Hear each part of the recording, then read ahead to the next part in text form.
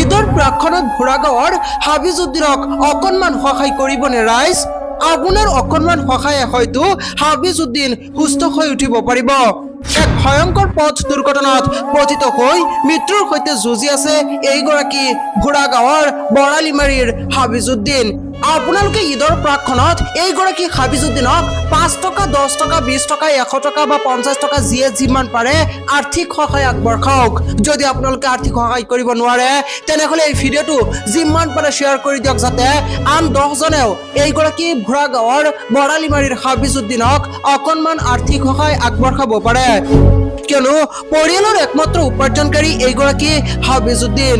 আজি হাবিজুদ্দিন ঘৰতে পৰি আছে। অতি দুখীয়া পৰিয়ালটোৰ মাজত এক হাহাকাৰ পৰিস্থিতিৰ সৃষ্টি হৈছে। সকলোৰে আনন্দৰ ঈদৰ প্ৰাক্ষণতো দেখিবলৈ পোৱা গৈছে হাবিজুদ্দিনৰ পৰিয়ালত হাহাকাৰ পৰিস্থিতি। এই ঈদৰ প্ৰাক মুহূৰ্তত আপুনি যিমান পাৰে আৰ্থিক সহায় আগবঢ়াওক।